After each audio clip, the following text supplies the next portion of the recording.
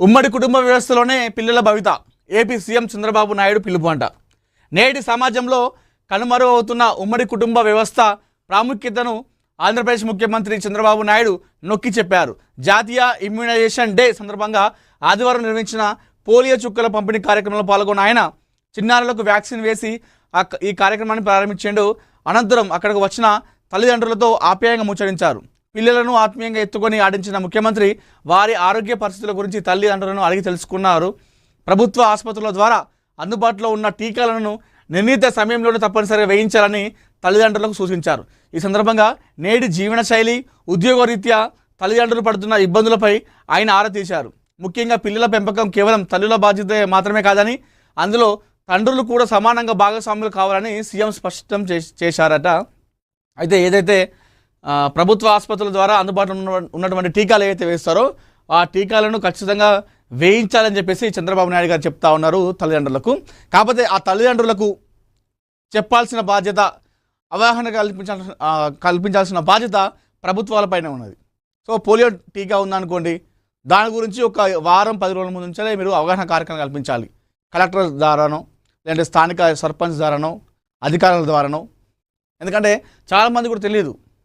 కొంతమంది దగ్గర mobile phone లేనటువంటి రోజుల్లో ఉన్నారు. కొంతమంది చాలామంది టీవీలు ఉండవు, ఎక్కువ మారుమూల ప్రాంతాలు ఉంటారు. వాళ్ళకి ఎట్లా తెలుస్తుంది? ఖచ్చితంగా ఆ స్థానిక కలెక్టర్ కావచ్చు, ఆ స్థానిక నాయకులు కావచ్చు, అధికారులు కావచ్చు, ఆ గ్రామ పంచాయతీ సిబ్బంది కావచ్చు, సర్పంచులు కావచ్చు, వారందరి ద్వారా ఈ గ్రామం ఎవరైతే ఉంటారో పేరెంట్స్కి వారికి అవగాహన కల్పించాల్సిన అవసరం ప్రభుత్వాల మీద ఉన్నది. సో తల్లిదండ్రులు ఖచ్చితంగా వాళ్ళకి ఆ రోజు దాన్ని తెలిస్తే ఖచ్చితంగా ఎంత పెద్ద పని ఉన్నా కూడా విడిచిపెట్టుకుని మరీ పిల్లలకి టీకా వేయిస్తారు. కానీ ఖచ్చితంగా అది అవగాహన కల్పించాలి ప్రభుత్వాలు కానీ అధికారులు కానీ. అది ఖచ్చితంగా వాళ్ళ చేతుల్లో ఉంటుంది. ఏ రంగంలో గూగుల్ మెటా మధ్య చిచ్చు, జెమినీ వినియోగంపై కఠిన పరిమితులు అంట. అదిగో ఆర్టిఫిషియల్ ఇంటెలిజెన్స్ ఏఐ రంగంలో ఆధిపత్యం కోసం జరుగుతున్న పోరులో టెక్ దిగ్గజాల మధ్య కొత్త సవాళ్లు మొదలయ్యాయి. తన అత్యాధునిక జెమినీ ఏఐ మోడళ్ల వినియోగం సోషల్ మీడియా దిగ్గజం మెటాకు గూగుల్ ఊహించని షాక్ ఇచ్చింది. గూగుల్ క్లౌడ్ సేవలను అత్యధికంగా వినియోగించుకుంటున్నటువంటి ఇది కథ. మెటా ఉన్ను గూగుల్ ఏఐకి లొల్లట. మళ్ళీ వీళ్ళ పంచాయతీ ఏందో చూద్దాం ఒకసారి. వీళ్ళకేం పంచాయతీ వచ్చింది మరి? ఇగో మెటాకు తన ఏఐ మోడళ్లను వాడుకున్న విషయంలో గూగుల్ కఠినమైన పరిమితులు విధించిందంట. కారణం అదేనా? ప్రధానంగా ఏఐ ప్రాజెక్టుల కోసం మెటా అడిగిన భారీ స్థాయిలో కంప్యూటింగ్ సామర్థ్యాన్ని అందించడంలో గూగుల్ విఫలం కావడమే ఈ సమస్యకు ప్రధాన కారణమని తెలుస్తుందట. ఈ ఏడాది మార్చి నుండే ఈ పరిమితులు అమల్లోకి వచ్చాయని ఫైనాన్షియల్ టైమ్స్ కథనం పేర్కొంది. గూగుల్ ఏఐ సేవలను అత్యధికంగా వాడే కస్టమర్లలో మెటా ముందు వరుసలో ఉంటుందట. అయితే మెటా నుంచి వస్తున్న అసాధారణ స్థాయి డిమాండ్ను గూగుల్ తన వద్ద ఉన్నటువంటి వనరులతో తట్టుకోలేకపోతుందంట. దీనివల్ల మెటా ప్రాజెక్టుపై ప్రభావం చూపిస్తుందట. సో దీనివల్లనే ఇప్పుడు గూగుల్ ఏఐ అదేవిధంగా మెటా మధ్యలో ఈ ఒక వార్ ఎత్తున నడుస్తూ ఉంది. మరి ఇలా పంచాయతీ వాళ్ళు దింపుతారు.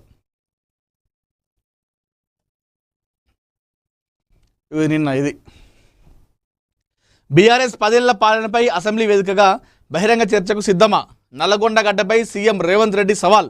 నల్లగొండలో 13,000 కోట్ల అభివృద్ధి పనులకు శ్రీకారం.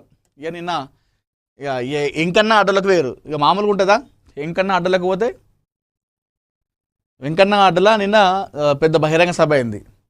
ఇక మామూలు లీడర్ కాదుగా ఆయన. ఇప్పుడు తెలంగాణ వచ్చినాక కాదు, ఉమ్మడి రాష్ట్రంలోనే ఆయన తోపు లీడరు. ఈ ఆయన అడ్డాల ఆయన ఇలాకాల సభ పెట్టినట్టు మామూలు ఉంటుందా? నిన్న ఒక పెద్ద ఒక వైబ్గా అనిపించింది. అందరు నాయకులు మాట్లాడుతుంటే ఉత్సాహం ఊపు అనేది కనిపించింది. ఇక వెంకన్న అయితే మొత్తం ఆవేశం కావచ్చు, ఆవేదన కావచ్చు, మొత్తం కట్టలు దంచుకుంది. ఎందుకంటే ఆయన గడ్డ కాబట్టి ఇక ప్రసంగం మంచిగా ఇచ్చిండు.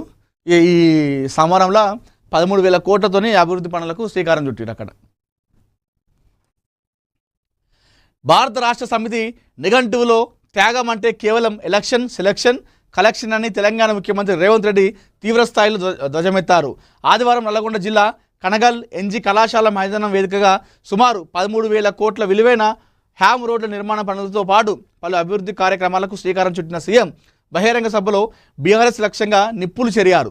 100 మంది అమరవీరుల బలిదానాల పునాదులపై ఏర్పడిన తెలంగాణను బీఆర్ఎస్ నేతలు తమ సొంత ఖాతాలో వేసుకోవాలని చూడడం నిసిగ్గు చర్య అని మండిపడ్డారు. కల్వకుంట్ల కుటుంబం 10 ఏళ్ల పాలనలో 100 ఏళ్లకు సరిపడే విధ్వంసం సృష్టించి రాష్ట్రాన్ని అప్పులో ఊబిలోకి నెట్టిందని ఆరోపించారు.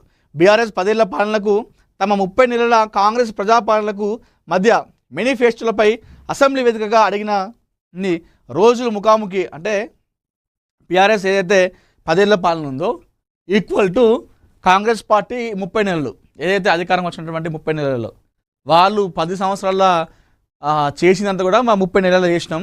సో అవసరమైతే బహిరంగ చర్చకు సిద్ధమా, దీనికి అసెంబ్లీ మనం చూసుకుందాం, అసెంబ్లీ వేదికగానే మనం చర్చలు పెట్టుకుందాం.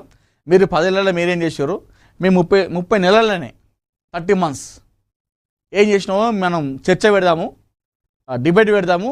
అక్కడ ఇక్కడ వద్దు, ప్రెస్ మీట్లు ఈ పంచాయతీలు వద్దు, డైరెక్ట్ అసెంబ్లీనే ప్రజలందరూ చూస్తుండగా, తెలంగాణ ప్రజలు మొత్తం చూస్తుండగా మనం ఈ చర్చ పెట్టేద్దామని చెప్పేసి చెప్పడం జరిగింది.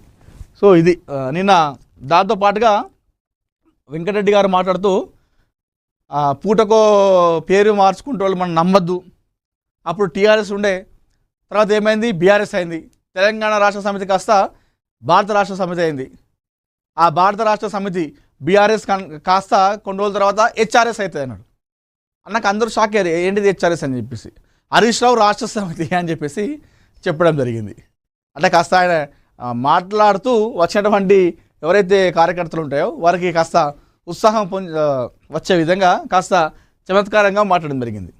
టీఆర్ఎస్ బీఆర్ఎస్ నెక్స్ట్ హెచ్ఆర్ఎస్ అని చెప్పేసి చెప్పిండు. అంటే హరీష్ రావు రాష్ట్ర సమితి అవుతుంది.